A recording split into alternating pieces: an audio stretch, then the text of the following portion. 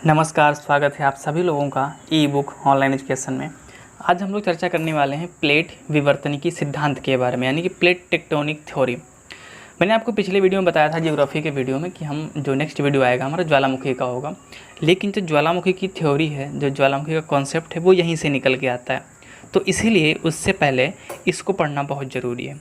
तो चलिए देखते हैं भाई क्या है प्लेट टेक्टोनिक थ्योरी। सबसे पहले इसका हम एक ओवरव्यू लेते हैं कि भाई प्लेटें क्या होती हैं, महाद्वीप कैसे बने, क्या है ये सिस्टम पूरा, तो समझते हैं इसको। क्या लिखा हुआ है कि भाई पृथ्वी के दो महत्वपूर्ण भाग हैं। आपको पता है कि एक तो महासागर है और दूसरा क्या है, वो महाद्वीप है। अगर हम महासागर की बात करें तो लगभग 71% भाग पर महासागर यानी कि जलीय क्षेत्र है, और जितना भी बचा है शेष भाग यानी कि लगभग 29% उस भाग पे क्या है आपका है, वो स्थल क्षेत्र यानी कि महाद्वीप क्षेत्र है। तो इसी को अगर हम एक मैप में देखने की कोशिश करें तो कुछ इस तरीके से दिखता है। देखिए, ये अगर हम इक्वेटर की बात करें, ठीक है, ये इक्वेटर हो गई।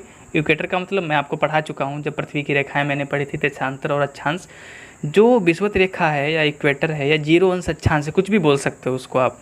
इसके उत्तर का भाग उत्तरी गोलार्ध और दक्षिण का भाग दक्षिणी गोलार्ध है, ठीक है। अब आप उत्तर में देख पा रहे होगे कि स्थल खंड ज़्यादा है।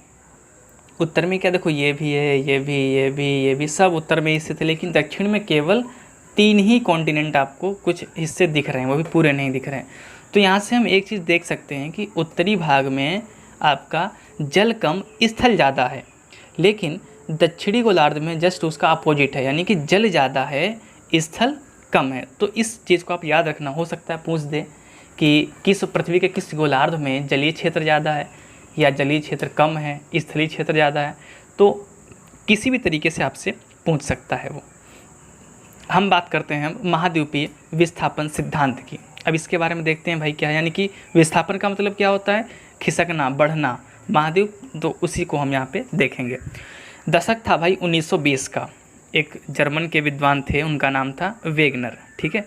तो उन्होंने ही इस सिद्धांत का प्रतिपादन किया, यानी कि 1920 के दशक में प्रसिद्ध जर्मन विद्वान वेगनर के द्वारा इस सिद्धांत का प्रतिपादन किया गया। उन्होंने बताया कि जो कार्बोनिफेरस युग है, उस युग में पृथ्वी के जितने भी हम आज 7 महाद्वीप देखते हैं, 7 कॉन्टिनेंट देखते हैं, वो सभी एक ही साथ जुड़े हुए थे, जैसा कि आप इस साइड में लगा हुआ मैप में या फोटो में देख सकते हो, ठीक है।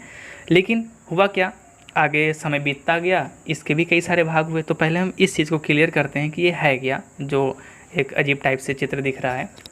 ये जो आपका ब्राउन वाला है ये स्थलीय भाग है, और जो आपका ब्लू वाला है ये जलीय भाग है, ठीक है।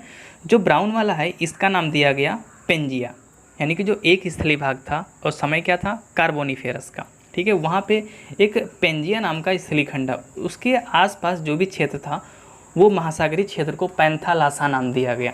यहाँ पे लिखा हुआ होगा, हाँ ये देखो लिखा हुआ है पैंथालासा, यानी कि आसपास का जो जलीय भाग है उसको पैंथालासा नाम दिया गया।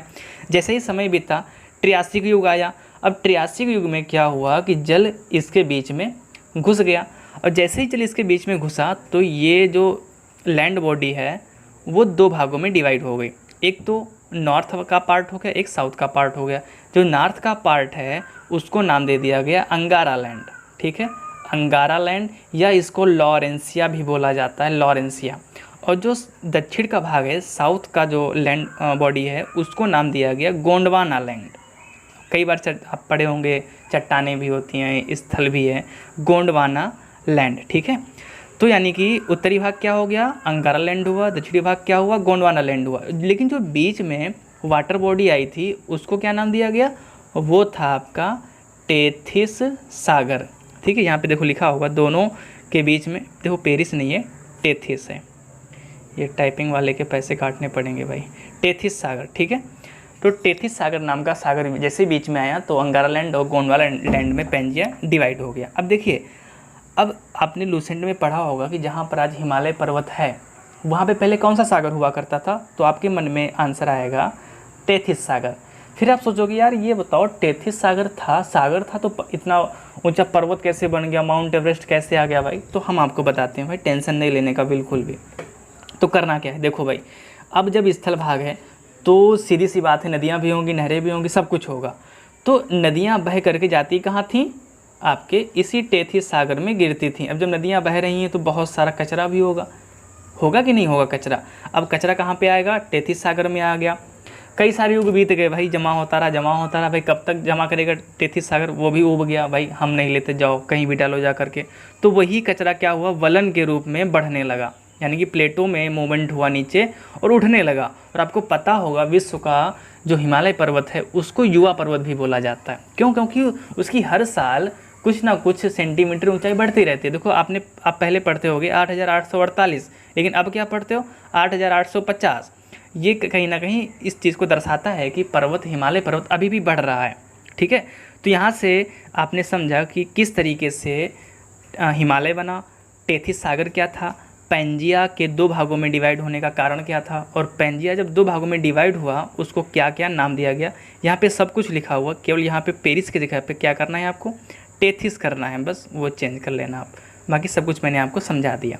अब इसी जर्नी को अगर हम एक फ़ोटो के माध्यम से समझे, देखो ये कार्बोनिफेरस में कुछ इस तरीके से, जैसा आप पीछे देख पा रहे हो, कुछ क्या कई लाख साल के बाद में ये हुआ, फिर ये चेंजमेंट हो करके यहाँ आ गया, फिर कई युग बीते यहाँ पे आ गया, और वर्तमान की स्थिति जो आप देख रहे हो वो ये है, जो पृथ्वी पर स्थलीय भाग है वो 7 महाद्वीपों में विभक्त है, और आपके उसके आसपास महासागर भी हैं। जैसे हम प्रशांत महासागर की बात करें, चाहे हम हिंद महासागर की बात करें, चाहे आर्कटिक महासागर की बात करें, कुछ भी जितने भी महासागर हैं वो सब डिवाइड हो गए। लेकिन वो भाग किसके हैं, वो भाग आपके पैंथालासा के हैं। अब मैंने आपको देखो दिखाया था, ये पैंथालासा देखिए, ये जो नीला वाला पार्ट है ये पैंथालासा है, और जितने भी 7 महाद्वीप हैं वो किसके पार्ट हैं, वो पैंजिया के पार्ट हैं। ठीक है, नेक्स्ट आता है प्लेट विवर्तनिक सिद्धांत, जो हमारा आज का मेन टॉपिक है। देखिए भाई क्या यहाँ पे है, 1962 में हैरी हेस के द्वारा प्रस्तुत किया गया, लेकिन इसकी जो व्याख्या है उसका श्रेय किसको जाता है, मॉर्गन को जाता है। अब यहाँ पे एग्जामिनर आपको बहुत कंफ्यूज करेगा, लेकिन आपको कंफ्यूज बिल्कुल नहीं होना है। कैसे कंफ्यूज करेगा हम आपको बताते हैं। यहाँ से 2 टाइप के क्वेश्चन बनेंगे। सबसे पहला क्वेश्चन ये बनेगा कि प्लेट विवर्तनिकी सिद्धांत किसके द्वारा प्रकाश में लाया गया, या किसके द्वारा दिया गया, किसके द्वारा प्रतिपादित किया गया। इन सभी का आंसर क्या होगा आपका, इन सभी का आंसर होगा हैरी हेस। ठीक है, जो दूसरा क्वेश्चन होगा कि प्लेट विवर्तनिकी सिद्धांत की व्याख्या किसने की, किसने इसको समझाया, तो आपका आंसर क्या होगा, आपका मॉर्गन आंसर होगा। ठीक है, तो क्वेश्चन आपको अच्छे से पढ़ना है पहले, फिर उसका आंसर उसी के अकॉर्डिंग देना है, गलत बिल्कुल नहीं करना है। नेक्स्ट क्या आता है, इस सिद्धांत के अनुसार भूपर्पटी, मैंने आपको पिछले लेक्चर में बताया था कि जो पृथ्वी की आंतरिक संरचना में भूपर्पटी, मेटल कोर, किस तरीके से सियाल सीमा निभे, ये सब कुछ मैंने आपको बताया था, तो उम्मीद है आपने वो वीडियो देखा होगा। जो भूपर्पटी है अनेक छोटी बड़ी प्लेटों से विभक्त है, और ये जो प्लेटें हैं ये प्लेटें बनी किसकी हैं, ये सिलिका और मैग्नीज की बनी हुई हैं। मतलब देखो सिलिका और मैग्नीज, अगर पिछला वीडियो आपने देखा होगा तो कहीं ना कहीं ये सीमा का पार्ट है। सीमा किस में होता है, ये मेटल में, यानी कि जो मिडल वाली प्लेट है, मिडल वाला भाग है पृथ्वी का, वो क्या है, सीमा है, यानी कि जितनी भी प्लेटें हैं वो मेटल में स्थित हैं। ठीक है, और नासा ने स्टडी किया था इसी के अकॉर्डिंग, इसी थ्योरी को लेकर के, तो उसने कहा था कि जो स्थलखंड है उसमें लगभग 100 प्लेटें हैं, लेकिन अभी तक सभी की खोज नहीं हो पाई है, सभी को पहचाना नहीं गया है। अभी तक मात्र 6 बड़ी और 20 छोटी प्लेटों को पहचाना गया है। ठीक है, तो हम छोटी प्लेटों का कोई महत्वपूर्ण है नहीं यहाँ पे योगदान, तो हम पहले बड़ी प्लेटों को देख लेते हैं। तो पहली आपकी है अमेरिकी प्लेट, अफ्रीकी plate, Eurasian plate, Indo Australian plate, प्रशांत प्लेट और अंटार्कटिक प्लेट। अब इन सभी को हम एक मैप में देखने की कोशिश करते हैं। अब यहाँ पे देखिए जो उत्तरी अमेरिका और दक्षिण अमेरिका, इन दोनों को मिलाकर के क्या बोल दिया गया है, अमेरिकी प्लेट बोल दिया गया। ठीक है, ये देखो ये आपकी है प्रशांत महासागरीय प्लेट, मतलब ये जलीय प्लेट है, और आपको पता होगा जो जलीय प्लेट है वो भारी होती है, हमेशा स्थल प्लेट के नीचे रहती है। ये अफ्रीकी प्लेट है, यूरेशियन प्लेट है। ठीक है, और ये आपका इंडो ऑस्ट्रेलियन, मतलब क्या हुआ इसका, यानी कि भारत और ऑस्ट्रेलिया के बीच में स्थित है। यूरेशियन मतलब क्या हुआ, यूरोप और एशिया जिसमें आते हैं वो आपकी यूरेशियन प्लेट हो गई, सबसे सिंपल आपका है। और ये साइड में जो कोने में बैठी हुई है ये आपकी प्रशांत महासागरीय प्लेट है। ठीक है, तो ये मैंने देखा। अब देखते हैं ये संचलन इनका किस प्रकार से होता है, प्लेटों का संचलन है क्या रियल में, और यहीं पे हम समझेंगे ज्वालामुखी क्रिया क्या होती है। तो देखते हैं भाई है क्या महासागरीय प्लेट हमेशा भारी, जैसा मैंने आपको पहले स्लाइड में बताया कि जो महासागरीय प्लेट हैं हमेशा वो स्थलीय प्लेटों के नीचे रहती हैं। ठीक है, अगर ये आपकी जलीय प्लेट है तो ये आपकी स्थलीय प्लेट है, इसीलिए वह स्थलीय प्लेट के नीचे रहती हैं।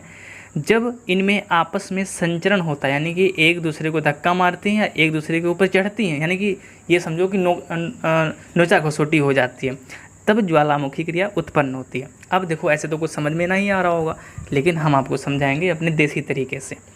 अब बचपन में चलते हैं चाहिए, जब 5-6 साल के थे, जैसे ही मम्मी रोटी बना करके, तवा जानते हो ना, सभी लोग जानते हो कि तवा क्या होता है।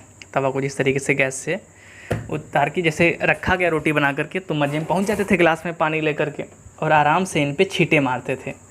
तो आपको याद हो, अगर नहीं किया है तो आज तुरंत करना आप वीडियो देखने के बाद। तो छींटे मारते ही क्या होता था, जो पानी की बूंदें थी एकदम से गैस बन करके उड़ जाती थी, यानी कि पानी बिल्कुल रुकता नहीं था वहाँ पे। चाहे हम क्यों ना कुछ ज़्यादा पानी डाल दें, भाई तुम लोटा भर के, बाल्टी भर के डाल दोगे तो कहाँ से उड़ेगा वो, उसी तवे के हिसाब से। तो कुछ छींटे अगर पड़ते थे उस गर्म यानी कि तवा पे, तो एकदम से फनफना के गैस बन के उड़ जाती थी। अब इसी को अप्लाई करना है कहाँ पे, ज्वालामुखी क्रिया में। तो चलिए देखते हैं हमारे साथ। देखो भाई, ये प्लेट है जलीय, ठीक है, ये जलीय प्लेट है, और ये प्लेट है कैसी, ये स्थलीय प्लेट है। अब मान लो स्थलीय प्लेट पे क्या हुआ, बहुत सारा कंस्ट्रक्शन हो गया, बिल्डिंग बन गई, जनसंख्या बढ़ गई एकदम से, मतलब इतना बहुत बर्डन हो गया, बहुत बोझ हो गया स्थलीय प्लेट पे। तो थोड़ा सा इसमें मूवमेंट होगा, ठीक है, मूवमेंट हुआ, तो मूवमेंट के कारण क्या होगा, प्लेटों में हल्का सा संचलन होगा, इधर से उधर होंगी। तो मान लीजिए क्या हुआ कि स्थलीय प्लेट हल्की सी नीचे दब गई, नीचे दबी ना, तो प्लेटों के बीच में हल्की सी दरार बन जाएगी, कुछ इस तरीके से। मान लो इतना गैप बन गया, ये वाला गैप बन गया। अब यहाँ से क्या होगा, ये गैप लास्ट तक होगा। भाई ऐसा तो है नहीं कि 2-3 कहीं जितनी पतली हम बना रहे हैं इतनी पतली प्लेट होगी, भाई कई हज़ार किलोमीटर की मोटी होती है ये। तो होगा क्या इसमें, यहाँ से पानी जो होगा वो पृथ्वी के केंद्र में जाएगा। और मैंने आपको पहले बताया था पिछले लेक्चर में कि जो पृथ्वी का केंद्र है, जो कोर है, वो मेल्ट सिचुएशन में है, मेल्ट अवस्था में है, क्योंकि वहाँ सब पिघला हुआ है। क्योंकि वहाँ पे जो आपका यानी जो निफे है, निफे मतलब निकिल और फेरस पूरा पिघला हुआ है, इसीलिए ज्वालामुखी से एकदम द्रवित लावा निकलता है। अब जब पिघला हुआ है, टेम्परेचर कई हज़ार डिग्री सेल्सियस है। अब यहाँ से जब सागरीय प्लेट से, ये सागरीय प्लेट है ना, यहाँ से पानी जाएगा, तो जैसे आपने तवे पे छींटे डाली थी, तो इस नीचे कोर में जहाँ से जो पानी जाने वाला है, छींटों के समान काम करेगा। एकदम से भाई इतना टेम्परेचर हाई होने के कारण यहाँ पे क्या होगा, एकदम से गैस बनेगी, और ये प्लेटें आपकी हैं। अब जैसे ही गैस बनी तो ये ऊपर गैस भगेगी, ऊपर भगी, अब आ गई भूपरपटी पे, यानी प्लेटों के पास आ गई। अगर प्लेट आपकी तगड़ी है तो क्या करेगी, कोशिश करेगी बाहर निकलने की गैस, लेकिन नहीं निकल पाएगी। तो कुछ इस तरीके से आकृति बन जाएगी आपकी। और ये आकृति क्या बन गई, ये आकृति बन गई आपकी पर्वत। और जहाँ पर ये परपटी आपकी हल्की सी कमज़ोर हुई, तो वहीं से ये आपकी जो गैस है फाड़ के निकल जाएगी, और यहाँ से साथ में लावा, कई सारी गैसें, धूल कण बहुत सारा निकलेगा। तो यही जो आपकी है, ये क्या कहलाती है क्रिया, ये आपकी ज्वालामुखी क्रिया कहलाती है, ठीक है। और ज्वालामुखी वहीं पे होगी जहाँ पर स्थल और जलीय प्लेटों का मिलन होगा। इसीलिए आपने पढ़ा होगा जो प्रशांत महासागर की पेटी है, उसको ज्वालामुखी का एक रिंग बोला जाता है, ठीक है, क्योंकि जो करीब 60% से अधिक ज्वालामुखी जो हैं वो प्रशांत महासागर के क्षेत्र में ही पाई जाती हैं। अब ज़रा देखते हैं जो प्रशांत महासागर की प्लेट कहाँ पे है। तो ये जो आप देख रहे हो ये वाला पार्ट, ये प्रशांत महासागर का ही पार्ट है, ठीक है। ये जो प्लेट है प्रशांत महासागरीय प्लेट, अब देख रहे हो इधर भी आपकी स्थलीय प्लेट, ये भी स्थलीय प्लेट, और ये भी आपकी कुछ ना कुछ स्थलीय प्लेट के अंतर्गत आता है। अब साइड में 3 फोटो आप देख पा रहे हो, यहाँ पे मैं टिक कर रहा हूँ। यहाँ से क्या देखो, ये स्थलीय प्लेटों का मूवमेंट है, कुछ इस तरीके से भग रहे हैं, कुछ इस तरीके से भग रहे हैं। तो जैसे ये ऊपर नीचे होते हैं तो घाटी बनती हैं। घाटी मतलब कहीं रिफ्ट वैली बन गई, कहीं भ्रंश घाटी, कुछ इस तरीके से बन जाती हैं स्थलाकृतियाँ। वो हम सेपरेट पढ़ेंगे स्थलाकृतियाँ, चाहे वो हवा से हों, चाहे भूकंप से हों, चाहे ज्वालामुखी से हों, वो सब अलग से हम लोग पढ़ेंगे। तो उम्मीद है आपको ये ज्वालामुखी क्रिया समझ में आई होगी, साथ में जो मैंने आपको प्लेट की थ्योरी है वो समझाई किस तरीके से है। अगर आपको वीडियो अच्छा लगता है तो भाई शेयर वेयर कर दिया करो, लाइक भी कर दो। अगर सब्सक्राइब नहीं किया है तो कीजिए, और वीडियो कैसा लगा ज़रूर बताएं।